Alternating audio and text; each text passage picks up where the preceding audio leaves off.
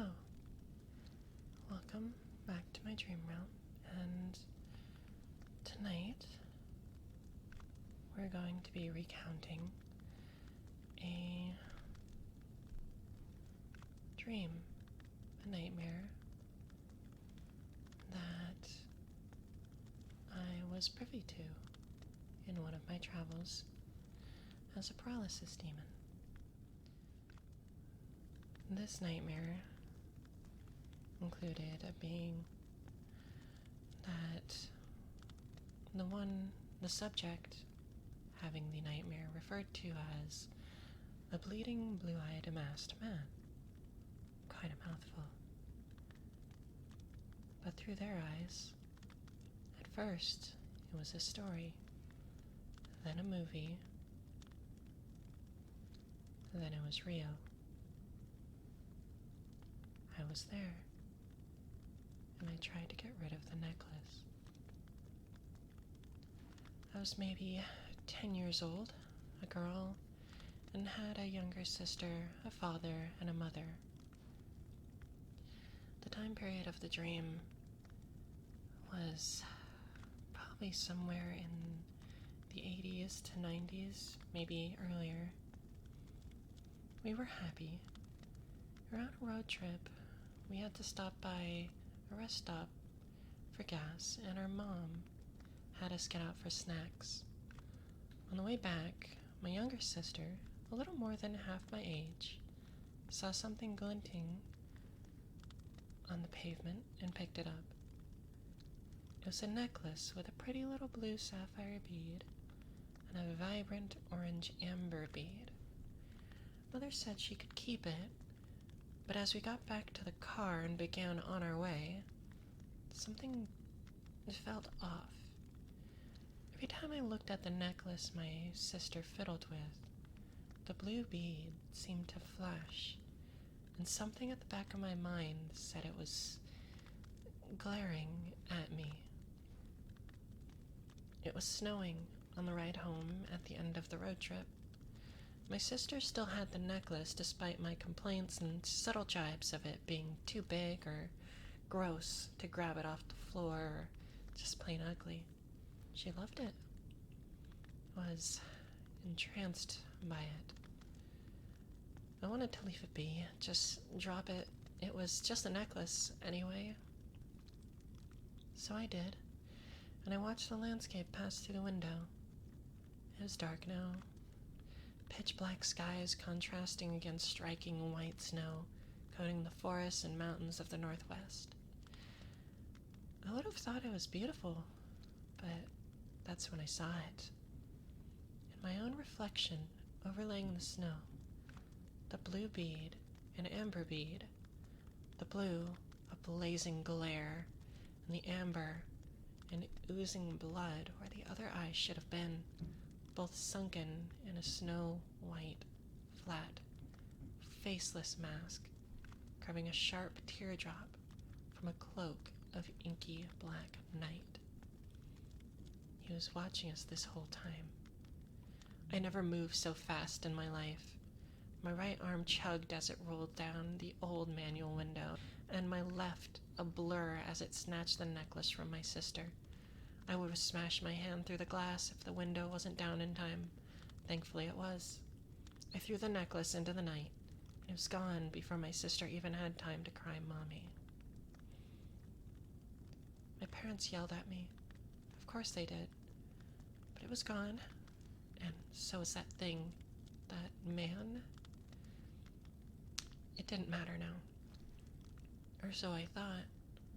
I was grounded as we got home, but what really worried me was that nagging feeling. It wasn't gone, but it had to be. The necklace was gone. My sister and I shared a room, which I was currently confined to, and my sister had nightmares from time to time. Waking up to her asking to sleep with me wasn't that odd of an occurrence. What was odd was waking up to her staring down at me, not uttering a word, just staring. I kept my eyes at a squint and deepened my breathing to simulate sleep. something I learned to do when my parents almost caught me playing video games past my bedtime when I was younger. She didn't move. Was she sleepwalking? I know you see me. That wasn't my sister's voice. I didn't know what to do. I felt like my heart was going to rip out of my chest, but no matter what this thing at my bedside was, it was still my sister. I sat up slowly and carefully looked it in the eyes. My sister's eyes. Only they weren't. She wore the necklace. Where did it come from? But the beads seemed to have dulled. In her eyes, they were reflected. Behind my sister's deep brown were the hints of a glow of blue and orange. I see you. What do you want with my sister? I'm glad I had watched horror movies, because I had already steeled myself against flinching. My cute little sister's face split into a giant, lopsided grin, one definitely too large for her face. I just want to play. Bullshit. Things seemed to be fine for a while. Well, as fine as it could be, knowing there was a ghost? Demon? A monster. A monster controlling your sister. Weeks passed, and for a time my sister seemed fine during the day, but at night I could hardly find rest. I could feel it watching me every night. It didn't come to my side of the room, but I could hear its heavy, ragged breathing from my sister's bed.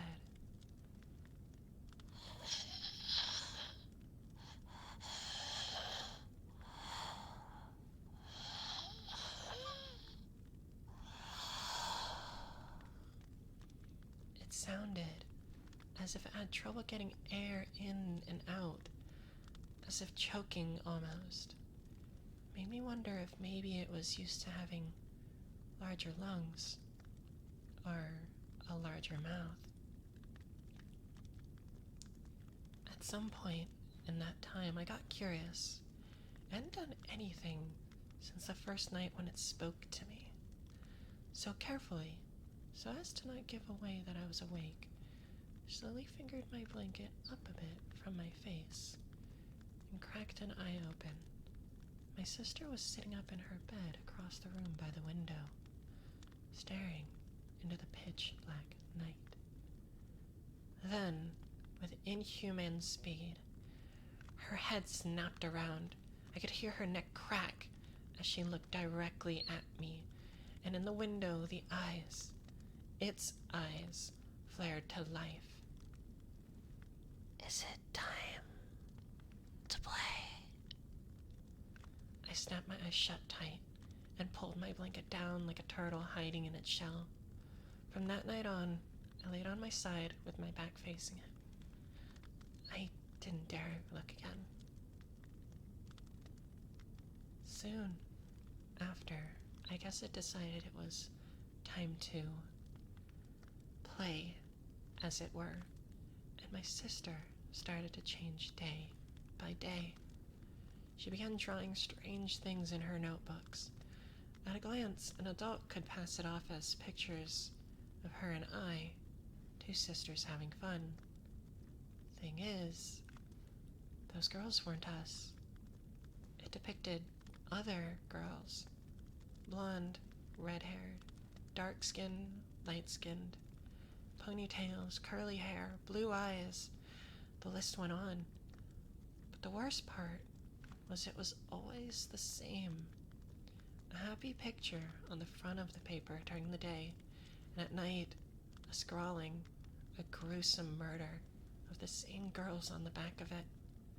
The monster began showing its masterpieces to me, like a sick artist showing its closest confidant. felt disturbed and filthy. Scenes of dismemberment and torture. Then it started wanting to go play. I don't know when the changes happened. Maybe because it happened over weeks before my eyes, I just didn't see. Maybe I didn't want to see. My sister. No. That monster from the necklace. The masked thing. I had woken to find it not in bed, and something just felt wrong. There were claw marks along the walls, small ones, leading to the hallway and down the stairs. I followed, with my heart starting to beat faster with every step. I could feel the blood surging through my veins as I came to a stop in front of my parents' bedroom. When had I started hyperventilating? I opened the door, and my stomach dropped through the floor. There, my darling little sister stood. Little hands, dainty and stained red and dripping with my parents' blood. They each had 5 dark puncture holes in their throats, seemingly from my sister's fingers. They must not have had any time to really struggle. Dad was already gone, a glassy look in his eyes, but I could still hear my mother gurgling on her own blood as her eyes found me, panic in them. Clutching her throat, she tried to wave me off as her blood drained onto the bed. I fell to my knees in the doorway and passed out. When I came to, police were swarming the house, and things passed by in a blur. Questioning, the station, the hospital, a funeral, therapy. Eventually, my sister and I were sent to an orphanage. She was confined to a wheelchair, according to the therapist. After the freak accident, she had become non-responsive and lost the use of her legs. Why couldn't they just call it what it was? A murder. I knew better. My sister was a shell. And that necklace she wore, that thing with the mask, was all there was left. It had eaten her whole. And now, in this orphanage we will never leave, I am to find him more playmates, unless I want to be next. So, I cart around this shell of my sibling until it lets me know that it wants to play again. I hope you guys enjoyed this little nightmare reading. Many dreams are strange.